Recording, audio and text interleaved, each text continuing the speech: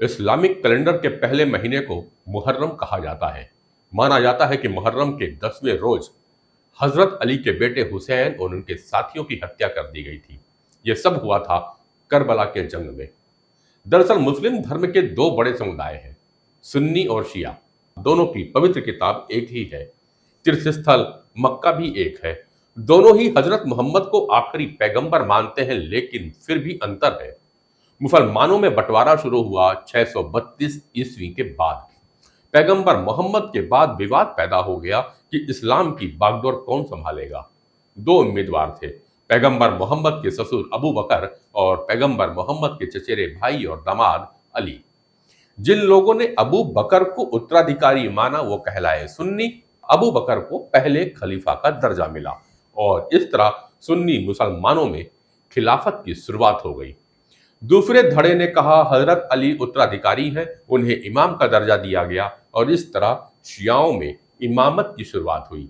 अब ये basic conflict तो आप समझ ही गए होंगे। हालांकि इसमें एक और पेच है।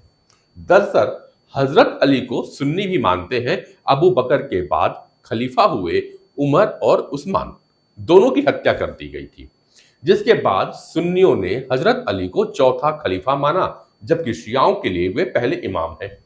इमामत और खिलाफत का यही फर्क शिया और सुन्नी का अंतर बन गया। हजरत अली से मुहर्रम की कहानी भी शुरू हो गई।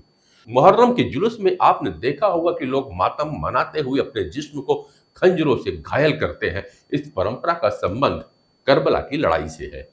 मुस्लिम इतिहासकारों ने हुसैन के 6 माह के बेटे अली असगर की शहादत के दर्दनाक तरीका बताया। कहा जाता है कि जब हुसैन ने यजीद की बात नहीं मानी थी तो यजीद ने हुसैन के परिवार का खाना बंद कर दिया, पानी भी बंद कर दिया था। पानी के जो भी स्रोत थे उन पर उसने फौज लगा दी थी। इसकी वजह से हुसैन के लोग प्यासे चिल्ला रहे थे। प्यास की वजह से हुसैन का 6 महीने का बेटा अली असगर भी होश हो गया। हुसैन उसे गोद में लेकर पानी के पास पहुंचे, लेकिन यजीद की फौज ने तीर से अली असगर की गर्दन काट दी। इसके बाद यजीद के ही एक आदमी ने खंजर से हुसैन की भी गर्दन काट दी। हुसैन के मरने के बाद यजीद के आदेश पर सबके घरों में आग लगा दी गई। जो औरतें बच्चे जिंदा बचे उन्हें यजीद ने जेल में डलवा दिया। हुसैन का परिवार और उनके रिश्तेदारों पे हुए इस जुल्म को याद करने के लिए ही शिया मुस्लिम हर साल मुहर्रम के महीने में मातम मनाया करते हैं। मुहर्रम की 10वीं तारीख को आशुरा कहा जाता है। इस दिन मातमी जुलूस निकाला जाता है। लोग खुद को तीर चाकुओं से घायल कर अंगारों पे नंगे पांव चलकर बताते हैं कि यजीद ने जितना जुल्म हुसैन पर किया उसके आगे उनका मातम मामूली है।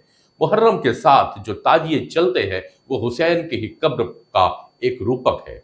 भारत के तमाम शहरों में करबला नाम की एक जगह होती है। वे ये जगह है जहां ताजियों को दफनाया जाता है। जैसा पहले बताया गया कि करबला में हुसैन शहीद हुए थे, इसलिए इन स्थानों का नाम भी करबला ही रखा गया। मुहर्रम की कहानी जानने के बाद अब भारत में मुहर्रम के इतिहास के बारे में बात करते हैं। भारत में इस्लाम के आगमन के बाद दिल्ली सल्तनत का उदय हुआ। इनके तमाम शासक हालांकि सुन्नी थे। शियाओं की संख्या कुछ गिनती की ही थी, इसलिए दिल्ली सल्तनत के दौर में मुहर्रम का जिक्र लगभग ना के बराबर ही मिलता है। तुगलक वंश के सुल्तान फिरोज शाह तुगलक ने अपनी आत्मकथा में शियाओं के बारे में लिखा। वे कहते हैं कि वे सही रास्ते से भटक गए हैं, इसलिए मैं उन्हें सख्त से सख्त सजा देता हूं। हुमायूं के दौर में शियाओं का जिक्र मिलता है। शियाओं की भारत में गिनती कैसे बढ़ी, इसके पीछे भी दिलचस्प कहानी है। 1540 में चौसा की जंग में शेर शाह सूरी से हारने के बाद हुमायूं ने काबुल की शरण लेनी चाहिए, लेकिन वहां उनके भाई कामरान मिर्जा को उन्हें गिरफ्तार करने की कोशिश की गई। तो हुमायूं को भागकर पर्शिया यानी वर्तमान ईरान जाना पड़ा। ईरान, जैसा हम जानते हैं कि यह शिया बाहुल्य है, यहाँ तब सफविद वंश के शाह तहमस्प का राज था। शाह ने हुमायूं को सुन्नी से शिया बनने का ऑफर दिया। हुमायूं को लगा शिया तो नहीं बन सकते, लेकिन बाहरी तौर पर शिया पंथ के लिए उदारता दिखाई तो शाह से मदद जरूर मिलेगी, और ऐसा ही हुआ। कामरान मिर्जा ने शाह को ऑफर दिया कि अगर वो हुमायूं को सौंप दे तो बदले में शाह को कंधार मिल जाएगा, लेकिन शाह ने हुमायूं का साथ देते हुए एक बड़ी सेना हुमायूं को सौंप दी। इस फौज की मदद से हुमायूं ने न सिर्फ कामरान को हराया बल्कि दिल्ली के तख्त पे दोबारा काबिज हो गया। इस प्रकरण का यह असर हुआ कि दिल्ली में शियाओं की संख्या बढ़ती गई। फारस से साथ आई हुमायूं की फौज में शिया के सैनिक थे, वे सब हिंदुस्तान में बस गए। हुमायूं ने शियाओं की धार्मिक परंपरा का ख्याल रखा, जिसके चलते बड़े स्तर पर मुहर्रम मनाने और जुलूस निकालने की शुरुआत हुई। हुमायूं के बाद अकबर के दौर में भी यह परंपरा जारी रही। अकबर ने एक शिया मुस्लिम को काजी भी बनाया था, लेकिन जहांगीर ने उनकी हत्या करवा दी थी। हालांकि उनकी बेगम नूरजहां खुद शिया थी। शाहजहां की बेगम मुमताज महल भी शिया थी।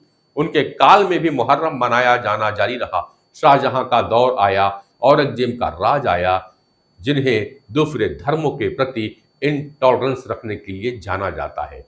औरंगजेब के दौर में जिक्र मिलता है कि मुहर्रम के जुलूस में कई जगहों पर शिया सुन्नी के बीच दंगे होने शुरू हो गए थे, जिसके चलते साल 1669 यानी 1669 में औरंगजेब ने मुहर्रम के जुलूस पर बैन लगा दिया था। औरंगजेब के बाद मुगल लगातार कमजोर होते चले गए और तब मुहर्रम का केंद्र अवध बन गया था।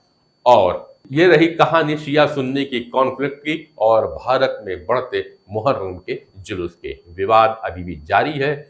अवध हो और या उत्तर प्रदेश, आपको हर वर्ष कुछ न कुछ विवाद सरकार के साथ में देखने और सुनने को मिलता है। हम उम्मीद करते हैं कि मातम के इस त्योहार को सौहार्दपूर्व ही मनाया जाएगा। हुसैन की याद में शांतिपूर्ण ढंग से ही जुलूस निकाला जाएगा।